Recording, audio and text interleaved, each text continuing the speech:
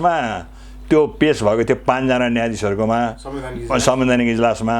मैले 5 जना न्यायाधीशहरूकोमा पेश भएकोमा मैले बाहिर बसेर अध्ययन गरे अनुसार त्यो मुद्दामा रायबाजी भएको छ। रायबाजी भएको छ भनेको प्रधान न्यायाधीशमा सिफारिस नहुनु भएका सपना प्रधान मल्ल अनिखेर कुमार रेग्मी हरिप्रसाद फुँयालको एउटा राय छ। प्रधान न्यायाधीशमा सिफारिस हुनुभएको तर छनौटमा नपर्नु भएको। होइन सिफारिस हुनुभयो मतलब सिफारिस मनोनयन नपर्नु भयो। यहाँ चाहिँ परिषदले सिफारिस गरेको छनौटमा नपर्नु भएको भनौँ न। 3 जनाको एउटा राय छ। अब त्यो चाहिँ ट्रेड युनियनलाई अहिले चाहिँ अन्तरिम आदेशले खारिज नगरिहाल्नु के भन्ने त्यसमा छ। र अर्को मान्य न्यायाधीश विनोद शर्मा र सारङ्गा सुवेदी मान्य न्यायाधीशको चाहिँ त्यसको चाहिँ विपरीतमा अहिले त्यो अन्तरिम आदेश जारी गर्नु पर्दैन भन्ने आदेश जारी गर्नुभयो भन्ने अब मैले यहाँ बसेर पढिरहेको कुरा हो। अब डिटेलमा त्यसमा के छ कसो छ म भन्न सक्ने अवस्थामा छैन। त्यो चाहिँ होइन राय त त्यसरी बाजिँदो रहन्छ। राय त यस्तो हो। राय होइन राय त यस्तो हुन्छ यो न्यायाधीश न्याय गर्ने कुरामा अत्यन्त स्वतन्त्र छ। त्यसकारण यो विचार उसले मैले व्याख्या गर्ने न्यायाधीशले व्याख्या गर्ने कुरामा म स्वतन्त्र छु। हाम्रो डिभिजन बेन्च र सिङ्गल बेन्च भन्छ। डिभिजन बेन्च भनेको 2 जनाको र 3 जनादेखि फुल बेन्च हुन्छ सर्वोच्चमा।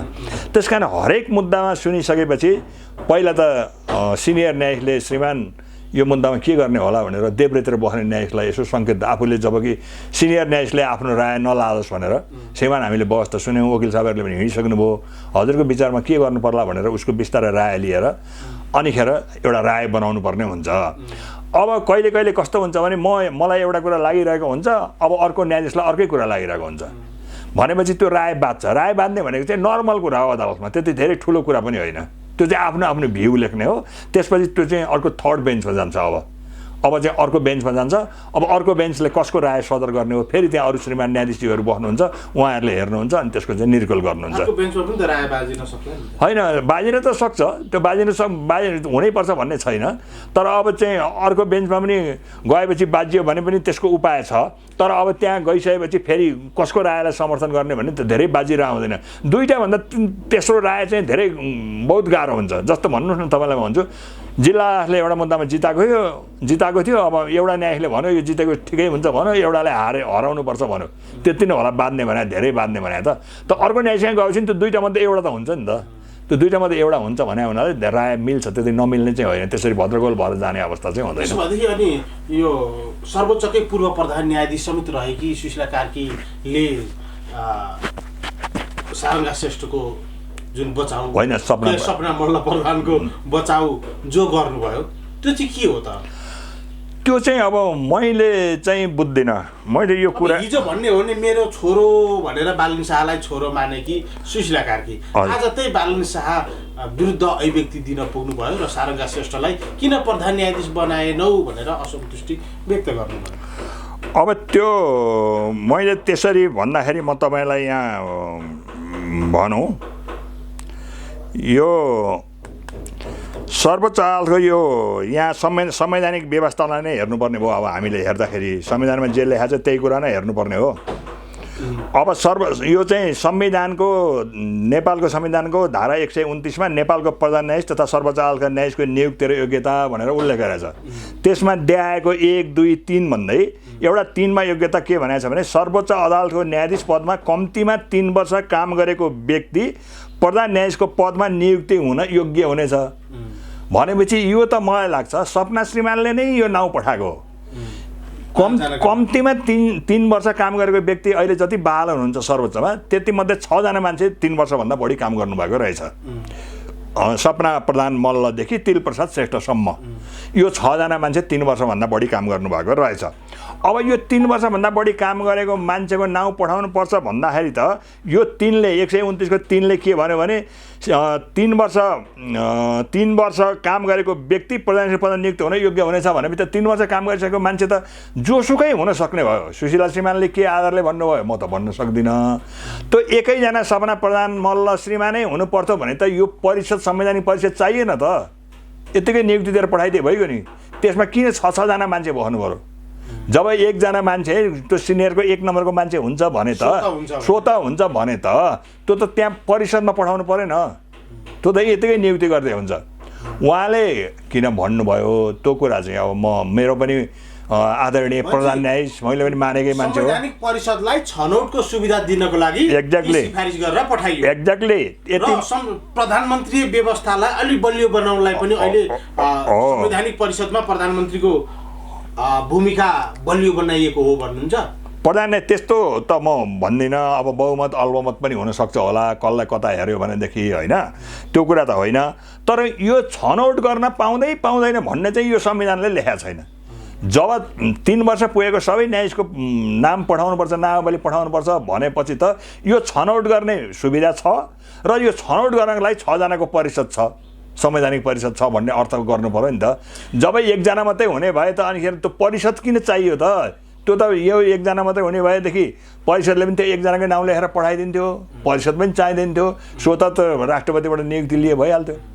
अनि यसो पनि होला नि त, जस्तो तपाईँको 6 जना मध्ये एउटा त छनौट गर्ने सुविधा प्राप्त गर्यो संवैधानिक परिषदले भनेदेखि 6 जना मध्ये फलानालाई नै किन छनौट गरियो भन्नेको पुष्टि त्यो छनौट गर्नेले त दिनुपर्छ होला नि। जस्तो यति नम्बर फलानाले ल्यायो, के कारण ल्यायो त? अरूले यतिवटा प्रश्नको जवाब दिए या यति नम्बर यसकारण उनीहरूको कम आयो, यसको बढी आयो र यसकारण उसलाई हामीले नियुक्त गरौँ भन्ने केही औचित्य पुष्टि गर्ने आधार त मलाई हो यो कुरा मलाई लाग्छ यसपालिको प्रधानमन्त्रीज्यूको स्टेटमेन्टमा चाहिँ सबभन्दा बढी मुद्दा फर्चोट गर्नुभयो भन्ने एउटा आधार लेखेको पाइयो, मैले पढेँ होइन। मुद्दा फर्चोट गर्नमा अग्र हुने, अब त्यो चाहिँ अब म त भन्न सक्दिनँ, म अहिले सेवामा छैन, भित्र छैन, म सबै डकुमेन्ट हेर्न पनि सक्दिनँ। र यहाँ हामी गाउँमा के छ भने यहाँ यही कुरा त सबैभन्दा विवादास्पद छ त। मैले अघि यहाँलाई भने नि 7 जना मुख्य न्यायाधीश सर्वोच्च अदालतमा नियुक्ति गर्दा 4 जनालाई माथि 3 जनालाई तल किन राखियो भन्ने पुष्टि कहीँ तपाईँले आजसम्म पढ्नु भएको छ हो? अनि वरियता के गरी कायम भएको भन्दा यसै गरी वरियता कायम भएको हो नि त। वरियता कायम हुँदा पनि यसै गरी वरियता कायम भएको छ। अनि यो सिस्टम त बिग्रेकै छ, बिग्रेकै छ भन्छु। नयाँले त्यो बाटो धकेले त म भन्दिनँ, उहाँहरूले हेर्नुभएको होला, उहाँहरूले हेर्नु होला। हामीले पुष्टाइ गरेको कारण यो कारणले पनि भन्नुभएको छ। अब मलाई लाग्छ मलाई आन्तरिक रूपमा भन्न दिनुहुन्छ भने चाहिँ मलाई लाग्छ सरकारले दलीय पद्धतिबाट प्रधान न्यायाधीश बनाउने पद्धति माथि प्रहार गरेको हो भन्ने ठान्छु म चाहिँ। अनि यी मनोज पनि कतै न कतै दलसँग जोडिएको दलसँग जोडिएको भन्ने कुरा त अब यो नेपालमा भोट हालेकै कारण होला कि अथवा केही होला कि मलाई थाहा छैन त्यो चाहिँ। तर मलाई मनोज श्रीमानलाई सर्वोच्च अदालतमा लाँदाखेरि कुनै दलले लगेको होइन, त्यसमा म ग्यारेन्टी छु। एकदमै प्रधान न्यायाधीशले लगाएको मान्छे हो, कुनै दल उहाँको पछाडि छैन होइन। अब बदनाम व्यक्तिले लगेको हुनाले बदनाम व्यक्ति भनेर मैले त त्यसरी बदनाम व्यक्ति त भन्न सक्दिनँ होइन। उहाँको पनि मुद्दामा यसो गरौँ उसो गरौँ भन्ने कुरा केही छैन। चोलेन्द्र श्रीमानले अब उहाँलाई भनौँ न, अब त्यो बेला जुन बेलामा त्यहाँ पद खाली थियो, मैले अघि नै यहाँलाई निवेदन गरेँ, अब क्याडरको मान्छे पनि उहाँले पनि भित्रको सेवाको मान्छे रुचाउन लान चाहनु भएन, मैले आफ्नै मान्छे लिएर आएँ भन्नुभयो। उहाँले त्यस्तो मैले लाग्छ मनोज श्रीमानले मुद्दामा यसो गरौँ उसो गरौँ भनेर मैले अहिले सुनिहालेको छैन। अब सुन्दाखेरि तपाईँ हामी अहिले जस्तो उहाँको विरुद्धमा 4 गतेसम्म उजुरी आह्वान गरिएको छ होइन। अब सम्भावित प्रधान न्यायाधीशको विरुद्धमा उजुरी आह्वान गरिएको छ। अब उहाँले के गर्नु भएको छ, म उहाँसँग सँगै पनि कहीँ पनि बसिनँ होइन। उहाँले के गर्नुभयो कसो गर्नुभयो भन्ने उजुरी आउला, त्यसको पुष्टाइ गर्ने मान्छेहरू आउलान्, उहाँले गर्ला मलाई थाहा छैन। तर मैले आजसम्म सुनेको कुरा के छ भने मैले उहाँले मुद्दा छिन्दा यसो गर्नुभयो उसो गर्नुभयो, यति बदमासी गर्नुभयो भन्ने कुरा चाहिँ मेरो जानकारीमा छैन र म उहाँसँग सँगै बस्ने मौका पनि पाइनँ जागिर खाँदाखेरि। त्यसले गर्दा म अहिले उहाँको विरुद्धमा त्यो केही पनि भन्न सक्दिनँ।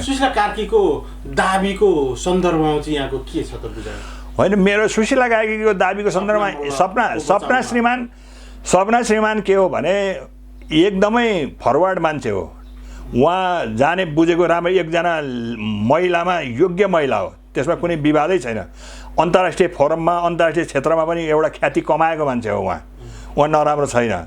सुशीला कार्की श्रीमानलाई के हो भने एउटा महिला मुखमा पुगेको थियो, तिमीहरूले मुखमा पुगिसकेको नेतृत्व गर्न मुखमा पुगिसकेको एउटा महिलालाई तिमीहरूले चाहिँ ठाडै प्रहार गर्यौ, त्यसलाई दिनु पर्थ्यो। सक्षम थियो, सक्थ्यो भन्ने कुरा भन्ने कुरामा मेरो पनि विमति छैन। मेरो केही पनि विमति छैन। तर अब संवैधानिक परिषदले छनौट गरेको कुरामा मैले तँलाई यही छनौट गर्नुपर्छ भनेर मैले त भनेर के अर्थ? अब सब सुशीला श्रीमानले भनेर पनि अर्थ भएन। सुशीला श्रीमानलाई त्यो लागेको हुनसक्छ, एउटा सक्षम महिला थियो, नेतृत्व गर्न सक्ने महिला थियो। अब हाम्रो पालामा हामीसँग पनि सँगै काम गरेको थियो, बुझेको थियो, मभन्दा धेरै जान्ने, मभन्दा 3 गुणा जान्ने छ त भनिसक्नुभयो उहाँले। मभन्दा 3 गुणा जान्ने छ, यसो छ भने त्यो कुरा ठिक छ, राम्रो छ। तर मलाई लाग्छ सुशीला कार्की श्रीमानलाई चाहिँ त्यही महिला एउटा जानुपर्ने, नेतृत्वमा पुग्नुपर्ने, त यो पुरुष प्रधान समाजले महिलालाई अगाडि बढ्न दिँदैन भनेर मलाई लाग्छ उहाँलाई त्यो चोट परेको हुनसक्छ। संवैधानिक रूपमा कुनै त्रुटि देखिँदैन। यो सपना मल्ल प्रधानहरूको जुन 3 जनाको समूह अहिले प्रधान न्यायाधीश हुनै नपाउने गरिकनको यो अवस्थामा जुन सिर्जना भयो नि, हजुर, अबको 5 वर्ष पछाडि त उहाँहरू रिटायर पनि भइसक्नुहुन्छ होला सायद, हाम्रो यो मनोज श्रीमानको अवकाश हुँदासम्म, होइन? अहिले सिनारियो कस्तो छ भने अब मनोज श्रीमान प्रधान न्यायाधीशबाट रिटायर भएपछि अरू 3 वर्ष हरिप्रसाद खुवाल हुनुहुन्छ अझै। त्यसले गर्दा त्यसरी रिटायर भइहाल्ने भन्ने अवस्था छैन। मलाई लाग्छ कुमार श्रीमानसम्म रिटायर हुनुहुन्छ, 6 वर्ष कार्यकालमा रेग्मीसम्म। अब हरि श्रीमानको त अझै त्यति लामो अवधि बाँकी छ है। त्यसले गर्दाखेरि अब के हुन्छ भन्न सकिन्न। अब त्यसो हो भनेदेखि अहिले जुन देखिएको छ नि न्याय क्षेत्रमा, सुशीला कार्कीले महिला भएकै कारणले मात्रै चाहिँ संरक्षण गरिन् कि अन्य कुरा पनि बालनलाई सबभन्दा बढी चिनेको हुनाले अन्य केही पनि हुनसक्छ? म त्यस्तो भन्न सक्दिनँ। सुशीला कार्कीको नेतृत्वमा म बसेर म पनि न्याय सम्पादन गरेको मान्छे हुँ। मलाई सुशीला कार्कीको नेतृत्व सक्षम थियो, उहाँले दायाँ बायाँ गर्नुभयो, यसो गर्नुभयो भन्ने मलाई कहिल्यै त्यस्तो आभास पनि भएन। उहाँ एकदम कुशलतापूर्वक उहाँले नेतृत्व गर्नुभएको हो, म पनि उहाँलाई आदर गर्छु, होइन? त्यसले गर्दा मलाई अरू कुरा केही थियो भन्ने मलाई चाहिँ लाग्दैन। एटलिस्ट सपना मल्ल प्रधानहरूको समूह यो वञ्चित हुँदै गर्दाखेरि उनीहरू जत्तिकै प्रताडित या सबभन्दा बढी दुखाइ चोट चाहिँ अर्को कुन शक्तिले भोग्यो होला, के भन्नुहुन्छ? होइन, अरू म त यो विषयमा मैले अघि नै यहाँलाई निवेदन गरेँ। अब यो पोलिटिकल कुरा म पटक्कै जान्दिनँ। पोलिटिकल कुरामा मलाई यो थाहा पनि छैन, होइन? अब अरू कसै, अब सपना श्रीमानलाई जति प्रताडना दुःख त मलाई लाग्छ अरू कसलाई भयो होला र? त्यस कारण त्यो त अरू कसैलाई भएको, अरू कसैलाई हुनु डिजाइनमा जो थियो, होइन? त्यो त अब त्यस्तो हुनसक्छ। अब कसलाई भयो के भयो भने त्यहाँभित्र त म पस्न सक्दिनँ। मैले अघि नै यहाँलाई निवेदन गरेँ, मलाई यो राजनीतिक कुरा पटक्कै थाहा छैन। पोलिटिकलभित्र कहिल्यै पनि हामीले पोलिटिकल मान्छेकोमा जाँदा पनि गइएन, उहाँहरूले यसो गर्दै भनेर हामीलाई आउँदा पनि आउनु भएन, त्यो छारी खोज्दा पनि हामी गएनौँ। मैले त सबभन्दा कदर गरेको मान्छे भनेको त्यो उमेश मैनाली भन्ने, म इलामको मुख्य न्यायाधीश हुँदा उमेश मैनाली भन्ने लोकसेवाको अध्यक्ष हुनुहुन्थ्यो, पहिले गृह सचिव पनि हुनुभयो। अनि इलाममा म मुख्य न्यायाधीश हुँदाखेरि जानुभएको थियो, त्यहाँ सिडिओ कहाँ बस्नु भएको छ, म गएर भेटेँ। मैले भने म त लोकसेवालाई आदरपूर्वक नमन गर्ने मान्छे हो। हामी जस्तो पहाडको एउटा रिमोट गाउँमा जन्मिएर, होइन, घाँस दाउरा गरेर आएको मान्छेलाई आज म यो ठाउँमा पुगेँ त तपाईँको जस्तो संस्था थियो र म यहाँ पुगेँ। मेरो नेता छैन, कोही नेता छैन, कोही छैन, त्यस्तो फरवार्ड पनि होइन। अनि त हामीले त केही पनि पाइँदैन थियो, बैदार खरदार पनि केही पाइँदैन थियो, होइन? त्यसले गर्दा मलाई सल्युट गर्न कसैलाई मन लाग्छ भने यो देशमा एउटै संस्था छ, त्यो लोकसेवा हो, जसले पढाइ लेखाइको कदर गर्छ, जसले योग्यताको कदर गर्छ र आफ्नो बलबुतामा निष्पक्षता कायम छ, होइन? अब जहाँबाट मान्छेले आशीर्वाद दिनुपर्ने थियो त्यो ठाउँमा त आशीर्वाद दिने मान्छे नपाएर म जस्ता, मभन्दा राम्रा सबै मान्छे लडेर गए, हामी पुग्न सकिएन त मैले भनिहालेँ नि। जहाँ आशीर्वाद पाउनु पर्ने थियो त्यहाँ आशीर्वाद दिने मान्छे त हाम्रो कोही थिएन। त्यसले गर्दा जहाँसम्म आशीर्वाद दिनु चाहिँदैन थियो त्यहाँसम्म त पुग्यो। त्यसले गर्दा सबैभन्दा हाम्रो लागि सशक्त संस्था, नेता जे भने पनि लोकसेवा हो, त्यही लोकसेवालाई यहाँ पुर्याएको हो भन्न चाहन्छु म त। अब यो थोरै हामी अलिकति संवैधानिक व्यवस्थातर्फ लागौँ न। यो संवैधानिक परिषदको एउटा आलोचना समर्थनलाई एकछिन बिर्सिदिउँ र कहीँ कतै स्मृतिमा राख्नु पनि पर्ने होला। बालेन्द्र सरकारले जसरी अध्यादेश मार्फत शासनको सुरुवात गर्यो भन्ने आलोचना भइरहेको थियो, उसँग 2/3 बहुमत थियो, उसैले आह्वान गरेको संसदलाई उसैले फेरि स्थगित गराएर अनि 8-8वटा अध्यादेश राष्ट्रपतिबाट अनुमोदन गराएर राष्ट्रपतिबाट प्रमाणित गराइसके पछाडि फेरि संसदको बैठक आह्वान गरेर अहिले बसिरहेको त्यो अवस्थालाई पनि विगतमा प्रश्नका रूपमा हेरिएको थियो। र संवैधानिक परिषद सम्बन्धी जो व्यवस्था त्यो अध्यादेशमा गरिएको छ, 4 जना संवैधानिक परिषदका सदस्य उपस्थित भए गणपूरक संख्या पुग्ने 4 जना उपस्थित भएकोमा 3 जनाको समर्थन भए पारित भएको मानिने किनभने 3 जना रासपाको छ अहिले बालन शाह प्रधानमन्त्री सभामुख डोलप्रसाद अर्याल अनि तपाईको सभा अर्को छैन अनि उ पहिलो प्रधान न्यायाधीश छनौट गर्नेमा त कानुन मन्त्री पनि स्वत हुने अवस्था हैन 3 जना उसको पक्षमा ग्यारेन्टी थियो र अर्को माटो पार्टीको 1 जना विपक्षमै भोट दिए पनि सहभागी हुने सम्भावना थियो गणपूरक संख्या पुग्नको लागि त्यो एउटा व्यवस्था राखियो स्वार्थको कारणले भन ठानिन्छ अर्को भनेको कहीँ कतै 6 जना उपस्थित भए भने पनि 3 जनाले भोट दिए भने प्रधानमन्त्रीको पक्षमा त्यो चाहिँ सदर हुने पारित हुने भनिएको छ अनि उता 4 जनामा पनि 3 जना चाहिने यता 6 जनामा पनि 3 जनाले बहुमत पुग्ने यो 3 जनाको बहुमत 50-50% को कसरी यसलाई पनि अलिकति यो विधिशास्त्रीय हिसाबले यहाँको चाहिँ न्याय सम्पादनका अनुभवहरू अन्तर्राष्ट्रिय यहाँका चाहिँ ज्ञानका दायराहरू समेतलाई मन्थन गर्दा के भन्नुहुन्छ यो चाहिँ कस्तो भनेदेखि 4 जनालाई भएपछि गणपूरक पुग्ने कुरामा त कुनै विवाद भएन यहाँले भने जस्तो 6 जनामा 3 जना हुने भन्ने अब यो पहिलेदेखि यो अध्यादेश यो हुने थियो नहुने थियो भन्ने कुरा चाहिँ अब यसमा धेरै विवेचना गर्न सकिँदैन किनभने सर्वोच्च अध्यादेश ल्याउने पाउने नपाउनेमा नजाउँ हैन त्यो व्यवस्था जुन छ नि 6 जनामा 3 जना चाहिँ एक पक्षमा 6 जनामा 3 जना जित्ने अब सामान्य चाहिँ हिसाब के राखिन्छ भने यो त पहिलो कुरा यसको संरचना नै ठिक छैन तपाईँ मलाई भन्नुहुन्छ भने जहिले पनि यस्तो एउटा बोर्ड बनाउँदा परिषद बनाउँदा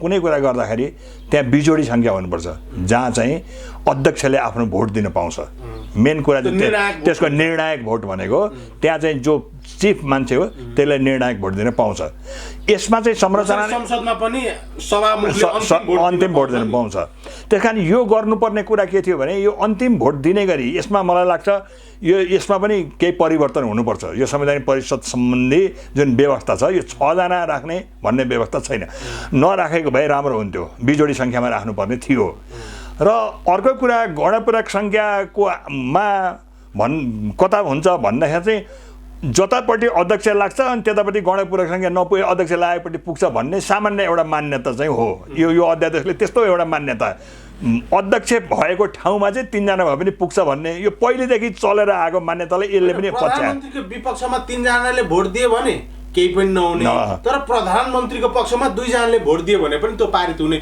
यो अवस्था कसरी आयो त्यो अवस्था चाहिँ यो हाम्रो पहिलेदेखि यहाँ यो अध्यादेश मार्फत भयो त प्रधानमन्त्रीलाई बहुमत भएन सर्वोच्चले पनि यस सन्दर्भमा चाहिँ निर्णय गरेको छ सर्वोच्चले अरू कुनै मतलब यो चाहिँ प्रदेशहरूको मुख्यमन्त्रीको सन्दर्भमा होला त्यो मैले याद गरेको छैन त्यता